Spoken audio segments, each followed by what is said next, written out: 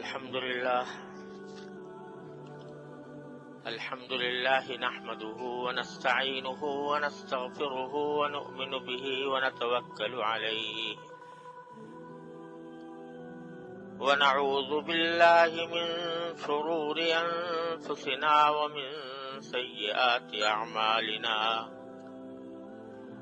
من يهده الله فلا مضل له ومن يضلله فلا هادي له وأشهد أن لا إله إلا الله وحده لا شريك له وأشهد أن سيدنا وسندنا ونبينا ومولانا محمدا عبده ورسوله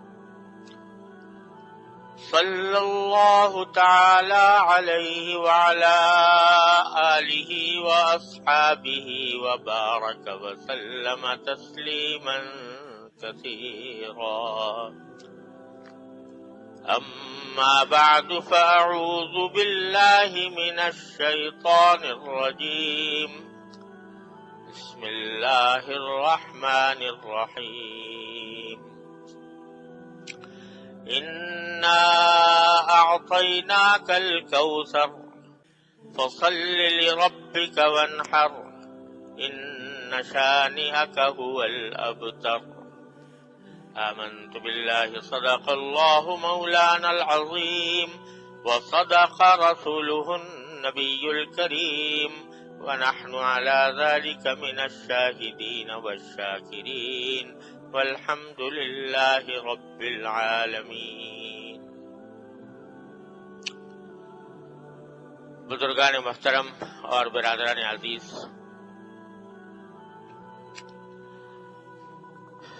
کچھ عرصہ پہلے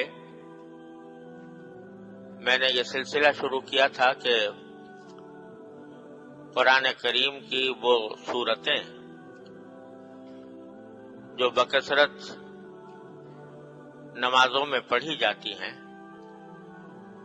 ان کی کچھ تفسیر و تشریح آپ حضرات کی خدمت میں پیش کی جائے۔ اس سلسلے میں اس سے پہلے سورہ فاتحہ، معوذتین اور سورہ الم تر کیف اور لإلاف قریش اور سورہ ماعون کی تفسیریں مختلف نشستوں میں الحمدللہ بیان کرنے کی توفیق ہوئی۔ بیچ میں کچھ وقتی مسائل آ گئے تھے جس کی وجہ سے یہ سلسلہ موقوف ہو گیا تھا۔ اب اللہ تعالیٰ کے نام پر دوبارہ اس کو شروع کرتے ہیں، اور اس سلسلے میں آج سورہ کوثر میں نے آپ کے سامنے تلاوت کی ہے۔ یہ وہ سورت ہے جو قرآن کریم کی سب سے لفظوں کے اعتبار سے سب سے چھوٹی سورت ہے، اور تقریباً ہر مسلمان کو یاد ہوتی ہے۔ لفظوں کے اعتبار سے یہ چھوٹی سی سورت ہے، لیکن اس میں نبی کریم سرور دو عالم صلی اللہ علیہ وسلم کی عظمت کا بھی بیان ہے، اور ایک بہت بڑے عظیم پیغام بھی، دو بڑے عظیم پیغام بھی اس میں دیے گئے ہیں۔ یہ سورت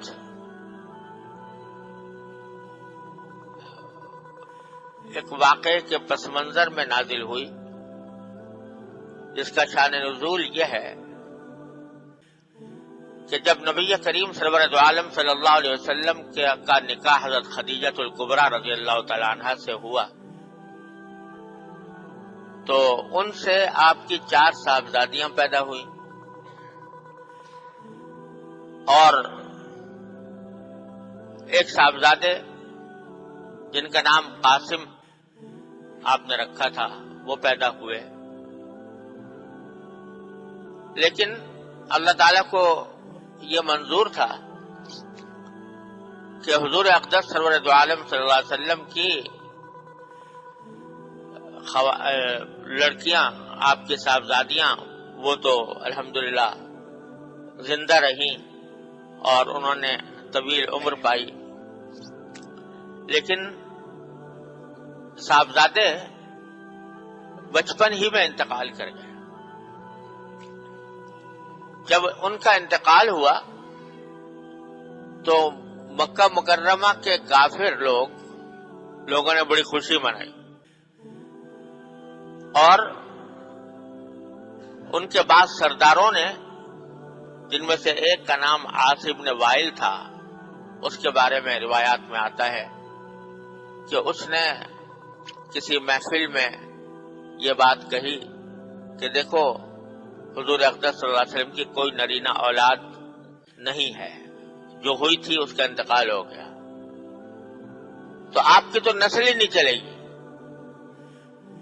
آپ کی تو نسل ہی نہیں چلے گی، اور کوئی جب بیٹا نہیں ہے تو آپ کے بعد کوئی آپ کی کا نام لینے والا بھی الیاذ باللہ باقی نہیں رہے گا، اور آپ کے بعد آپ کی تحریک اور آپ کا دین معاذ اللہ خود بخود ختم ہو جائے گا۔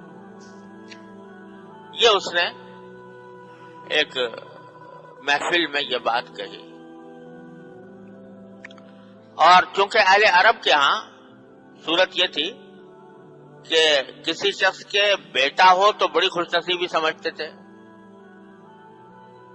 اور کہتے تھے اس کی نسل اس سے چلے گی، بیٹی ہو تو بیٹی کو برا سمجھتے تھے، عار سمجھتے تھے، اور سمجھتے تھے کہ یہ قرآن کریم میں ہے کہ اگر کسی کے یہاں بیٹی پیدا ہو جاتی تھی تو وہ لوگوں سے منہ چھپاتا پھرتا تھا اور یہ کہتا تھا کہ میں کیا کروں کہ میرے ہاں بیٹی پیدا ہو گئی ہے، اسی واسطے بیٹیوں کو زندہ دفن کر دیا کرتے تھے بعض قبیلے۔ تو اس واسطے نبی کریم صلی اللہ علیہ وسلم کے چونکہ بیٹیاں تھیں اور بیٹا کوئی نہیں تھا، تو انہوں نے اس بات کے اوپر بڑی خوشیاں بھی منائیں، حضور اقدس صلی اللہ علیہ وسلم کی شان میں گستاخیاں بھی کی اور یہ پیشن گوئیاں بھی کی کہ آپ کے بعد آپ کا دین چلنے والا نہیں ہے۔ اس کے جواب میں یہ صورت نازل ہوئی ہے جو 3 آیتوں پر مشتمل ہے، اور ایک حدیث میں حضرت انس رضی اللہ تعالیٰ عنہ بیان فرماتے ہیں کہ ایک مرتبہ نبی کریم صلی اللہ علیہ وسلم تشریف فرما تھے، تو آپ کے اوپر ایک کیفیت طاری ہوئی، وہ کیفیت جو وحی کے نازل ہونے کے وقت طاری ہوا کرتی تھی۔ جب آپ پر وحی نازل ہوتی تھی تو آپ کے اوپر کچھ ایک غشی کسی کیفیت طاری ہو جایا کرتی تھی،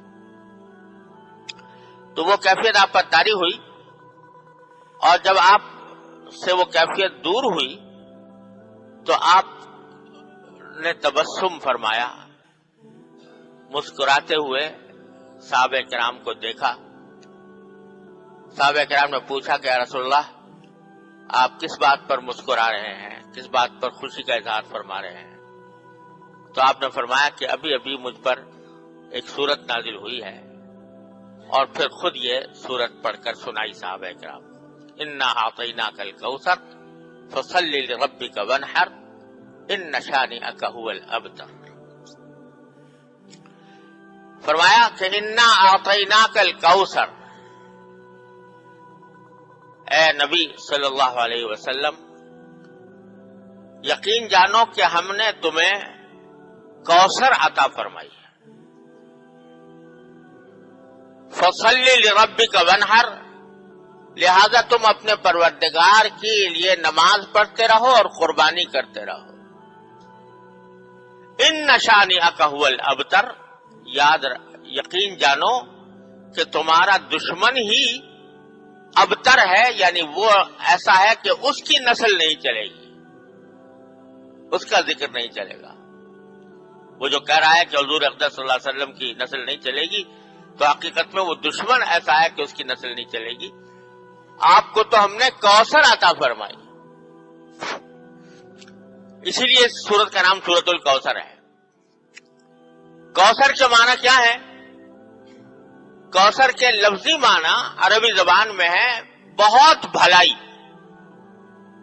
خیر کثیر، بہت بھلائی. آپ کو ہم نے بہت بھلائیاں عطا فرمائی، لفظی معنی یہ ہوا ہے. اور خود اس حدیث میں جو میں نے ابھی آپ کے سامنے عرض کی کہ حضور اقدس صلی اللہ علیہ وسلم پر جب سورت نازل ہوئی تو آپ نے تبسم فرمایا تو صحابہ کرام نے پوچھا کہ رسول اللہ کوثر کیا؟ بلکہ آپ نے خود پوچھا صحابہ کرام سے، اتدرون مل کوثر، جانتے ہو کوثر کیا چیز ہے؟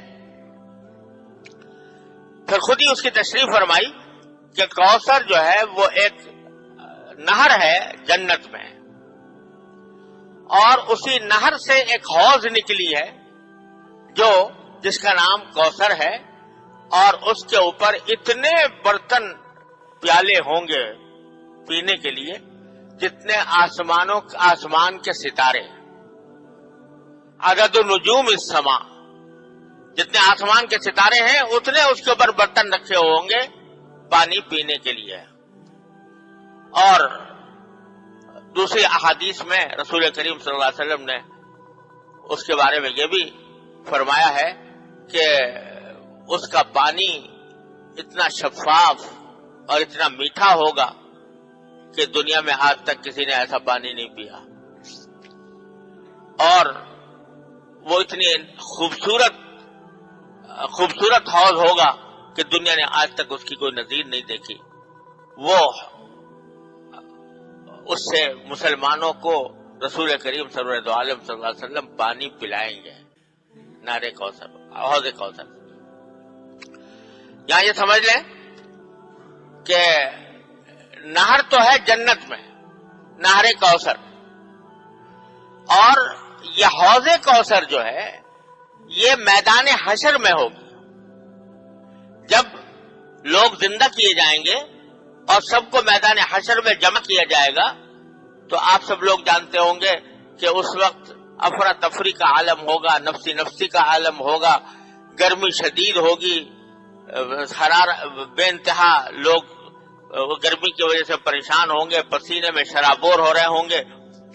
اس حالت میں یہ حوض میدان حشر کے اندر نبی کریم صلی اللہ علیہ وسلم کو عطا فرمائی جائے گی، اور یہ حوض ایسی ہوگی کہ اس کے اوپر جنت سے 2 پرنالے گر رہے ہوں گے.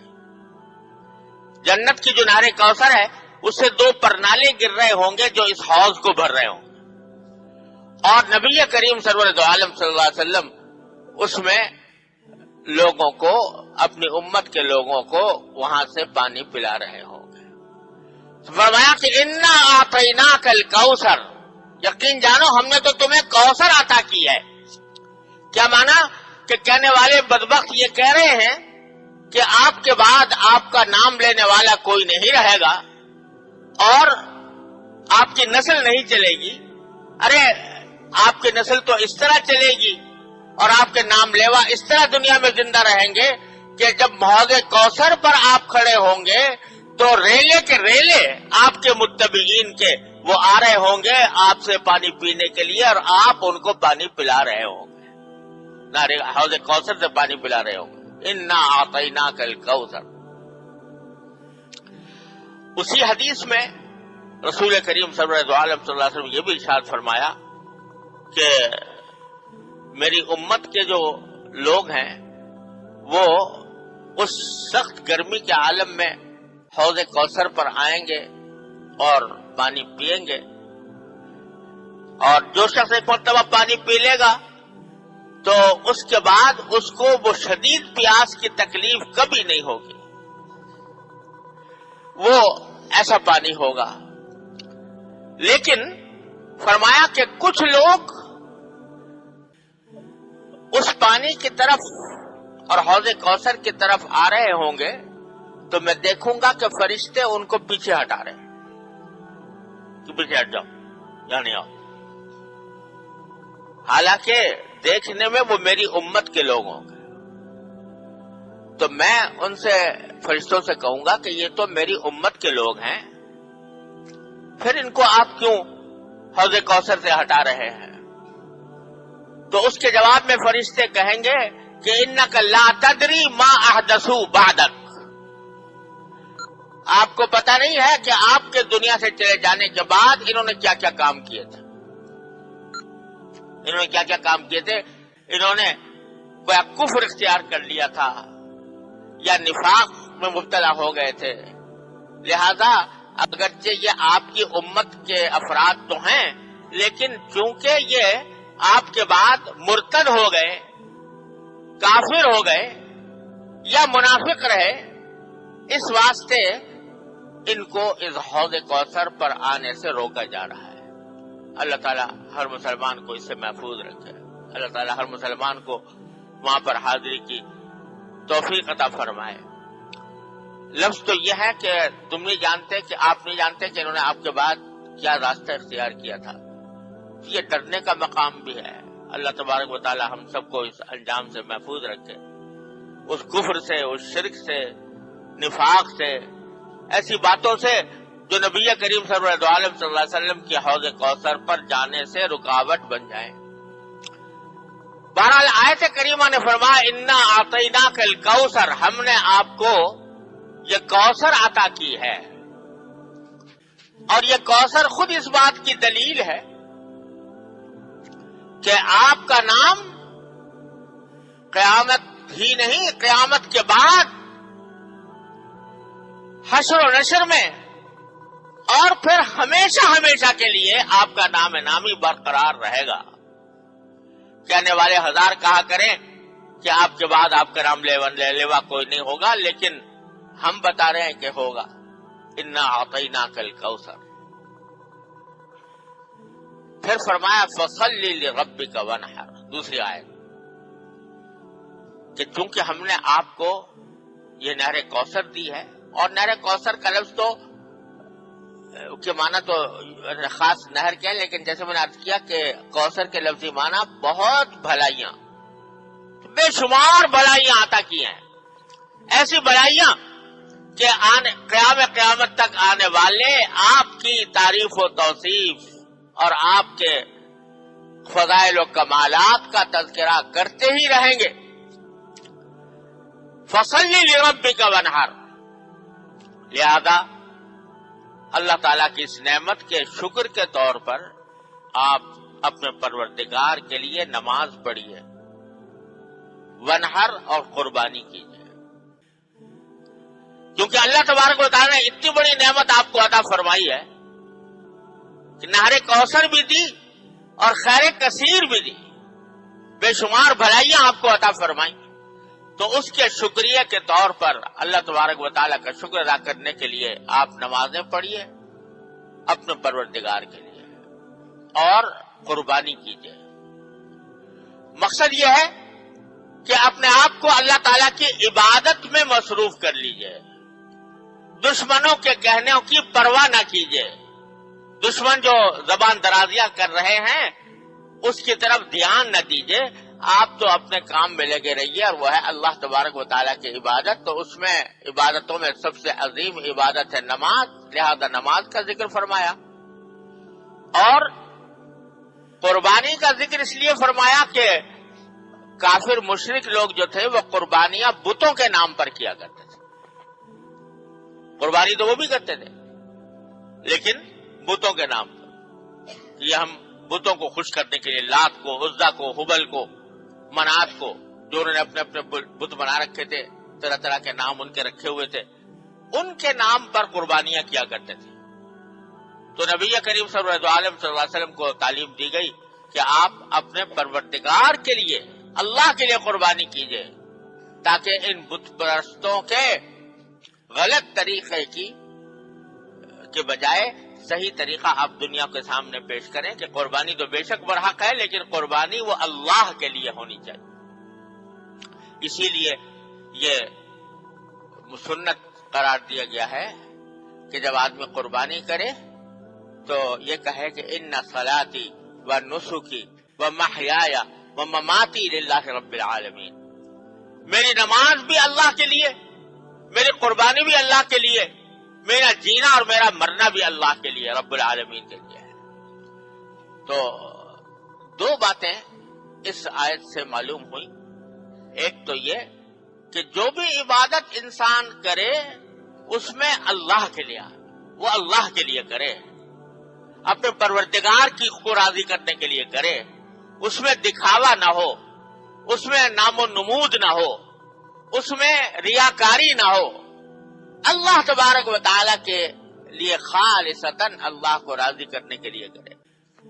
تھوڑا سا عمل ہو، چھوٹا سا عمل ہو، لیکن اخلاص کے ساتھ ہو، اللہ تبارک و تعالیٰ کی رضامند جوئی کے لیے ہو، تو چھوٹا سا عمل بھی بڑا کارآمد ہے، اللہ تعالیٰ کے ہاں اس کی بڑی قیمت ہے۔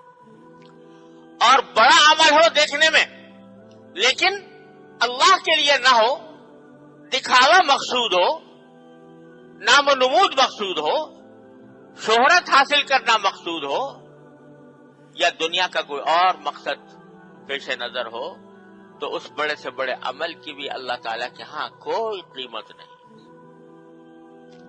یہ بات نماز میں بھی ہے، یہ بات قربانی میں بھی ہے۔ قربانی میں کوئی آدمی اپنی استطاعت کے مطابق چھوٹا سا جانور قربان کر دیتا ہے، سستا تھا، لیکن اللہ تبارک و تعالیٰ کے پیش نظر اللہ کے سوا کسی اور کو راضی کرنا نہیں ہے، تو وہ چھوٹا سا جانور اللہ تبارک و تعالیٰ کے ہاں بڑی قیمت رکھتا ہے۔ اور لاکھوں روپے کا جانور خرید لیا اور پیش نظر یہ ہے کہ دنیا واہ واہ کرے کہ بھی بڑا شاندار جانور لے کر آئے اور بڑا شاندار جانور قربان کیا ہے، تو اللہ بچائے اگر نام و نمود مقصود ہو تو وہ لاکھوں روپے کی قربانی بھی اکارت ہے، بیکار ہے، اس کا کوئی فائدہ نہیں۔ تو ایک بات تو یہ فرمائی کہ نماز ہو یا قربانی ہو، فصلی لربک، اپنے پروردگار کے لیے کرو جو کچھ کرنا ہے، دنیا داری کے لیے نہیں کرو۔ اور دوسری بات یہ فرمائی، دوسرا اشارہ اس میں یہ ہے کہ جو فرمایا فصلی لربک، کیونکہ ہم نے آپ کو کوثر عطا فرمائی ہے لہذا نماز پڑھو۔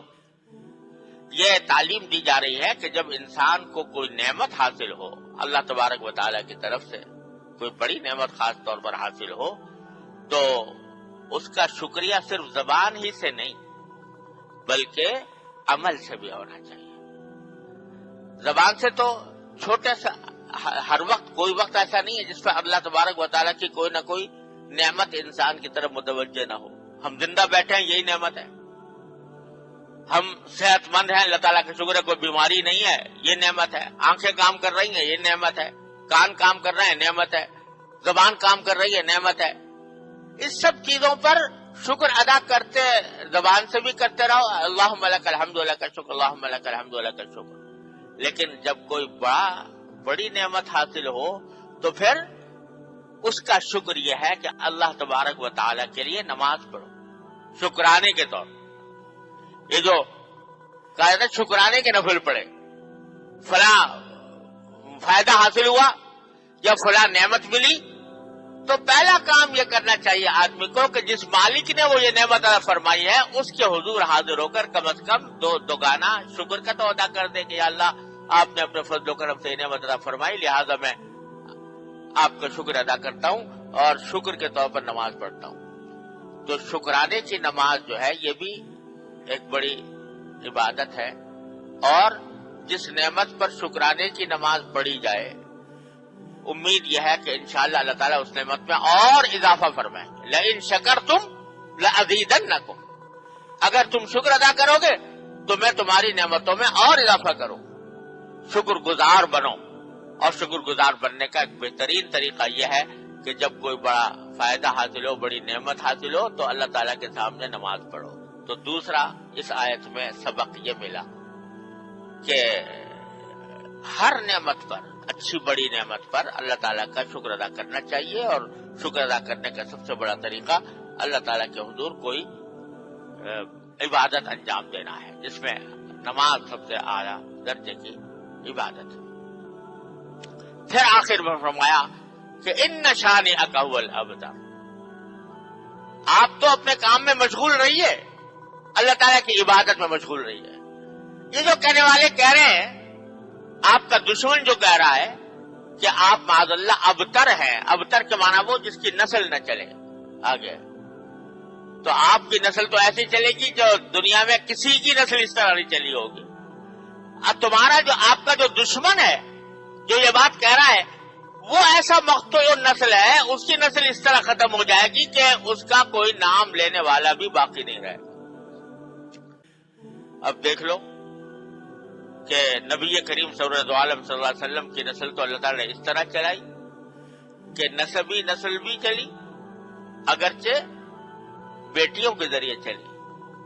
اور آج صورتحال یہ ہے کہ جو بیٹیوں کے اولاد میں آنے والے وہ سارے مسلمانوں کے درمیان سادات کہلاتے ہیں, سید کہلاتے ہیں. سید کی کیا معنی؟ سردار. سادات میں سے ساری مسلم دنیا ان کی عزت کرتی ہے اور ان کو ایک مقام دیتی ہے کہ یہ سید ہیں, یہ اشراف میں سے ہیں, یہ سرکار دو عالم صلی اللہ علیہ وسلم کی اولاد میں سے ہیں. لہذا ان کا احترام کیا جاتا ہے, ان کی عزت کی جاتی ہے, ان کو سر پر بٹھایا جاتا ہے, ان کا نام ہی سید رکھ دیا گیا ہے. نسبی نسل تو اس طرح چلی. اور روحانی نسل یہ ساری امت مسلمہ, یہ روحانی وہ نسل اس طرح چلی ہے کہ دنیا میں کسی بھی پیغمبر, کسی بھی قائد, کسی بھی لیڈر اور کسی بھی رہنما کے اتنے متبعین نہیں ہوئے جتنے سرکار دو عالم محمد مصطفیٰ صلی اللہ علیہ وسلم کے ہوئے. آج پورا روئے زمین پر کوئی گوشہ ایسا نہیں ہے جو اشہد ان محمد رسول اللہ کی صداؤں سے نہ گونج رہا ہو. اور 24 گھنٹے میں کوئی لمحہ ایسا نہیں ہے جہاں روئے زمین پر کہیں نہ کہیں اشہد ان محمد رسول اللہ کی صدا بلند نہ ہو رہی ہو. 24 گھنٹے میں کوئی لمحہ ایسا نہیں ہے. اس وقت بھی کہیں نہ کہیں اذان ہو رہی ہوگی, کہیں فجر کی, کہیں ظہر کی, کہیں عصر کی, کہیں مغرب کی, کہیں عشاء کی. روئے زمین پر ہر وقت ایک نیا وقت داخل ہوتا رہتا ہے نماز کا اور اس میں اذان ہوتی رہتی ہے. تو کوئی لمحہ ایسا نہیں ہے جس میں سرکار دو عالم صلی اللہ علیہ وسلم کی عظمت اور تقدیس کے ترانے نہ گائے جا رہے ہوں اور جس میں سرکار دو عالم صلی اللہ علیہ وسلم کی عظمت کا بیان نہ ہو رہا ہو. یہ اللہ تبارک و تعالی نے نبی کریم صلی اللہ علیہ وسلم کو یہ مقام عطا فرمایا جو اس کائنات میں کسی مخلوق کو میسر نہیں ہوا. تو کہنے والے ہزار کہا کریں, گستاخیاں کیا کریں, معاذ اللہ اپنی زبانیں خراب کیا کریں, اپنی عاقبت خراب کیا کریں, لیکن اللہ تبارک و تعالی نے آپ کو وہ مقام بخشا ہے کہ رہتی دنیا تک بلکہ دنیا کے بعد بھی آپ کا تذکرہ, آپ کی تعریفیں, آپ کا کی عظمت و تقدیس کا بیان جاری رہے گا. ان نشانی حق, اور یہ جو ہے ان کا کوئی نام لیوا بھی نہیں ہو. آج اتنے سارے لوگ بیٹھے, جس شخص نے یہ بات کہی تھی اس کا نام عاص ابن وائل تھا, لیکن اتنے لوگوں میں کتنے لوگ جانتے ہوں کہ عاص ابن وائل کون تھا؟ عاص ابن وائل کا نام جاننے والے بھی موجود نہیں, اور نام اگر رہا بھی ان کا تو برائی کے ساتھ رہا, اور خود رسول کریم صلی اللہ علیہ وسلم کی احادیث میں نام آیا تو باقی رہ گیا, ورنہ نہ کوئی جاننے والا ہے اس کی اولاد کون تھی, نہ اس کے جاننے والا کہ اس کے نسل کس طرح چلی, اور نہ اس کو کوئی اچھائی کے ساتھ یاد کرنے والا آج دنیا میں موجود ہے. اللہ تبارک و تعالی نے یہ دکھا دیا آنکھوں سے, اس وقت دکھا دیا جبکہ دیکھنے میں عاص ابن وائل کا توتی بولتا تھا, اس کے سرداری کے ترانے گائے جاتے تھے, اور یہ محسوس ہوتا تھا کہ اس کا شہرت کا سورج کبھی غروب نہیں ہوگا. اور جناب محمد رسول اللہ صلی اللہ علیہ وسلم کے متبعین تھوڑے سے تھے, مجبور تھے, مقہور تھے, تنہائیوں میں تھے, چھپ چھپ کر نمازیں پڑھنے والے تھے, لیکن اللہ تبارک و تعالی نے اس وقت یہ پیشین گوئی فرمائی تھی یہ کہ یہ تو تباہ ہو جائے گا اور اس کا نام باقی نہیں رہے گا اور آپ کا نام قیامت تک جاری رہے گا. الحمدللہ یہ بات آج کھلی آنکھوں ہر شخص مشاہدہ کر سکتا ہے. اللہ تبارک و تعالیٰ اپنے فضل و کرم سے ہمیں جناب محمد رسول اللہ صلی اللہ علیہ وسلم کی تشریف لاوری کی نعمت کو قدر کرنے کی توفیق عطا فرمائے اور آپ کے تعلیمات پر عمل کی توفیق عطا فرمائے۔ وآخر دعوانا الحمدللہ رب العالمین۔